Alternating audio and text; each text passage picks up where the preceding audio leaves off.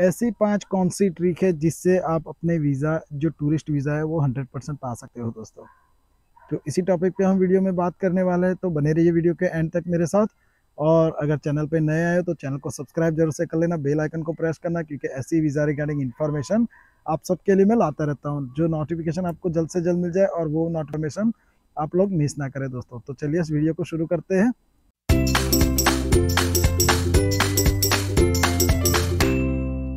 तो अगर आप किसी भी कंट्री का वीज़ा अप्लाई करना चाहते हो, तो मान लो कि आपने कहीं न कहीं पे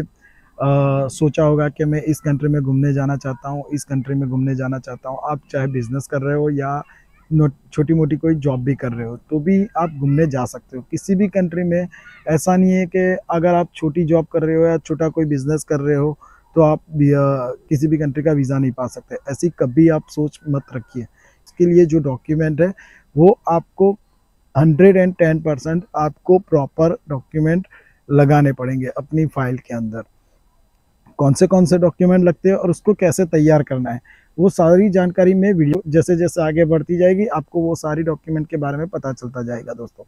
तो पहले बात करते हैं कि किसी भी कंट्री में, जिस कंट्री की बात कर रहे हैं, वो कंट्री में इंटरव्यू नहीं होगा, लेकिन इंटरव्यू अगर होता है तो भी आप आसानी से उसके आंसर दे पाओगे और अपने वीज़ा 100% ले पाओगे। साथ में एक चीज़ बताना चाहूँगा कि जैसे कि आप यूके का वीज़ा अप्लाई करते हो, कनाडा का वीज़ा अप्लाई करते हो, यूरोप की किसी भी कंट्री का वीज़ा अप्लाई करते हो, या मान लो कि ऑस्ट्रेलिया का वीज़ा अप्लाई करना चाहते हो। ज़्यादातर तो सब लोग इसी कंट्री में घूमने जाना चाहते हैं दोस्तों, तो ज़ाहिर है हम इसी कंट्री के ऊपर बात करेंगे और साथ में इसी कंट्री के जो डॉक्यूमेंट है वो आपको कैसे प्रिपेयर करने हैं, उसकी भी मैं जानकारी इसके साथ-साथ में देता रहूँगा दोस्तों। तो पहला डॉक्यूमेंट है आपका सेविंग अकाउंट्स। किसी भी कंट्री में आप घूमने जाना चाहते हो तो साथ में आपको ये तो ज़रूर है कि वहाँ पे जाओगे तो आपको पैसे की ज़रूरत पड़ेगी और आपके अकाउंट में कितने पैसे हैं वो भी आपको शो करना रहेगा। तो जब कभी आप किसी कंट्री में वीज़ा अप्लाई करना चाहते हो तो आपको उसकी तैयारी कम से कम 6 महीने पहले करनी पड़ेगी, क्योंकि किसी भी कंट्री में अगर आप वीज़ा अप्लाई करते हो तो उनकी रिक्वायरमेंट रहती है कि पिछले 6 महीने का आपको बैंक स्टेटमेंट शो करना पड़ेगा। तो मान लो कि अगर आपके अकाउंट में फ़िलहाल अभी तकरीबन 25-30 हज़ार रुपये है, तो आप उसको मान लो कि आप 15 दिन, आप चाहे आपके पास कितने भी पैसे हो, आपके फैमिली मेंबर में, आपके रिलेशन में भी कितने भी पैसे आप किसी से भी माँग के अपने अकाउंट में फिल आउट कर सकते हो, डिपॉज़िट कर सकते हो। लेकिन वो क्या रहता है कि जब आप कभी वीज़ा अप्लाई करते हो और उसके नज़दीक के किसी टाइम के अंदर आप अपने अकाउंट में बहुत बड़ी जो अमाउंट है वो डिपॉज़िट करते हो, तो वीज़ा ऑफ़िसर तुरंत आपको पकड़ लेता है कि आपने सिर्फ़ और सिर्फ़ वीज़ा पाने के लिए ये जो अमाउंट है वो डिपॉज़िट किए और आपका वहीं पे अभी मतलब उस कंट्री में जाने के लिए जो इंटेंस है वो आपका टूरिस्ट नहीं है और वहाँ पे जाके बस जाने का है। तो आपका वीज़ा वहाँ पे डिनाइड हो जाएगा, रिफ्यूज़ल आपका करना पड़ेगा। तो ज़ाहिर है कि जब कभी आप किसी भी कंट्री का वीज़ा अप्लाई करना चाहते हैं, आप कभी किसी आपने देखा होगा कि किसी घर में कोई प्रसंग हो, शादी हो, माहौल हो ऐसा, तो उसकी तैयारी हम 6 महीने पहले से करते हैं। तो आप इसको भी थोड़ा लाइटली मत लीजिए। किसी भी कंट्री में आप घूमने जाना चाहते हो, तो अपना जो बैंक स्टेटमेंट है, उसको बहुत अच्छी तरीके से प्रिपेयर कीजिए। कैसे प्रिपेयर करना है, उसके ऊपर मैंने ऑलरेडी वीडियो बना के रखी है, फिर भी इस वीडियो में थोड़ी बहुत जानकारी मैं आपको दे देता हूँ कि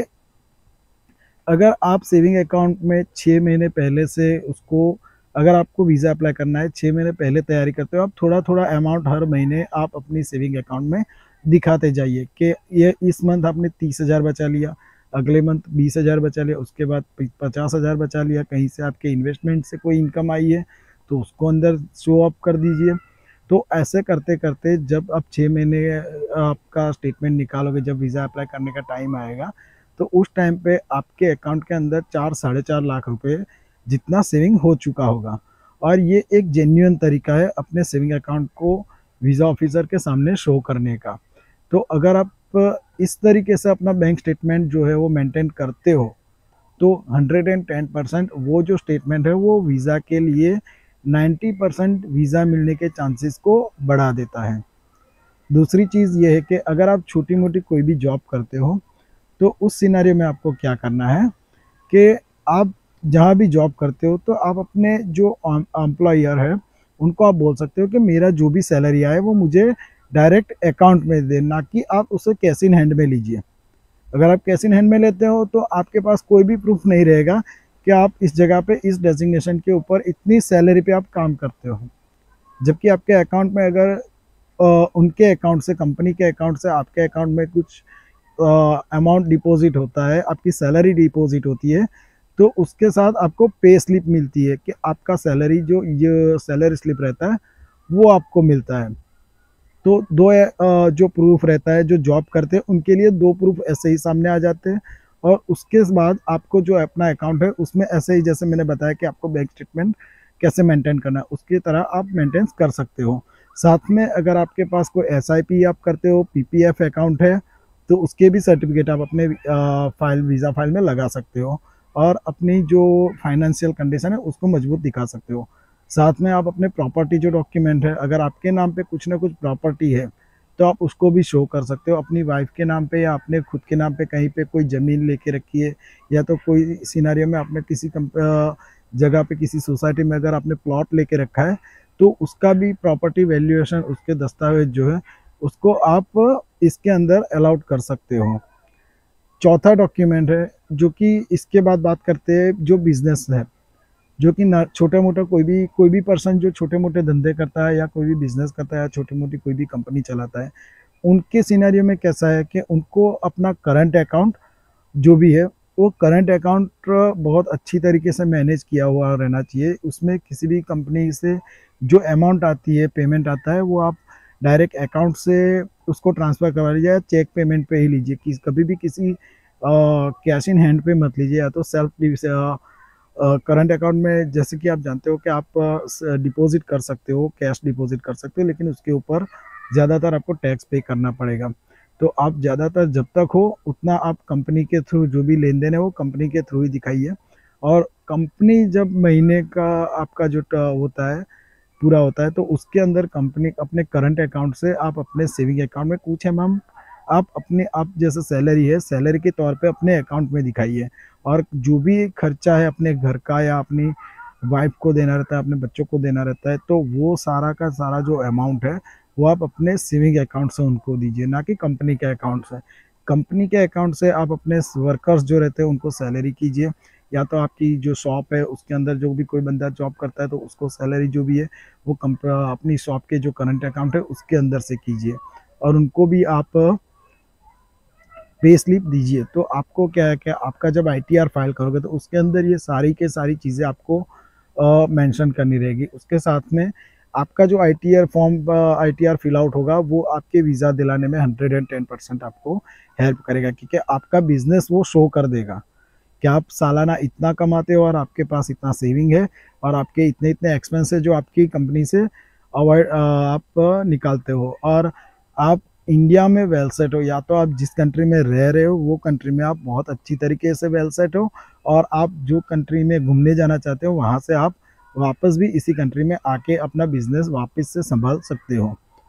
तो ये जो मुद्दा है वो अपने जो छोटे मोटे बिजनेस करते हैं, या शॉपकीपर है, या कोई भी छोटा मोटा कोई कंपनी चलाता है, उन सब के लिए ये जो मेथड है वो अप्लाई होनी चाहिए। आप जब कभी किसी कंट्री का वीज़ा अप्लाई करना चाहते हो तो ये सारी की सारी चीज़ें आपको ध्यान में देनी पड़ेगी, तभी आप अपने लिए वीज़ा पाने के चांसेस को 100% आप अचीव कर पाओगे। तो कहने का मतलब ये है कि जब कभी आप अपने वीज़ा फाइल को लगाओ तो उसमें पहला मतलब आएगा कि जो भी डॉक्यूमेंट है वो आपका पहला बैंक स्टेटमेंट हो गया। दूसरा है आपका करंट अकाउंट स्टेटमेंट, जो अगर बिज़नेस करते हैं। साथ में आपके आईटीआर, अगर जॉब करते हैं तो उनको फॉर्म जे जो लगाना रहता है वो आपको लगाना पड़ेगा। और अपनी कंपनी से जो से लेटर है आपकी जॉब लीव सेशन का और ये सब, तो वो डॉक्यूमेंट लगाने रहेंगे।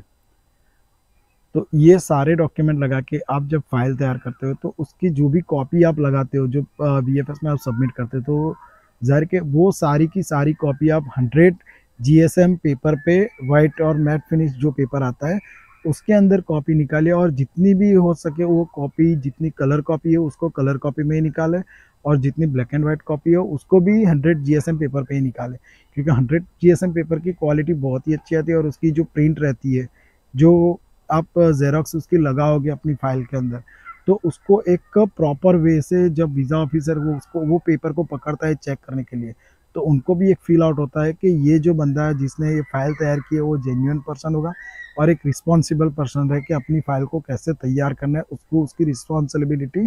मालूम है। तो आशा करता हूँ दोस्तों कि ये वीडियो आपको बहुत पसंद आई होगी और ये जो इन्फॉर्मेशन आपके साथ मैंने शेयर की है वो बहुत ही यूज़फुल है। अगर आप अपनी वीज़ा की जो फ़ाइल अप्लाई करना चाहते हो उसमें अगर ये जो टॉपिक है उसको फॉलो करते हो तो आपको 110% वीज़ा मिलने के चांसेस बेहतर तरीके से आप अचीव कर पाओगे अपने वीज़ा को। तो कुछ क्वेश्चन या कंसर्न हो तो मुझे कमेंट बॉक्स में पूछ सकते हो या तो आप मुझे इंस्टाग्राम आईडी पे भी कांटेक्ट कर सकते हो। साथ में एक चीज़ बताना चाहूँगा कि चैनल पे अगर नए आए हो तो चैनल को सब्सक्राइब ज़रूर से कर लेना, बेल आइकन को प्रेस कर लेना क्योंकि ऐसे वीज़ा रिगार्डिंग इन्फॉर्मेशन आप सबके लिए मैं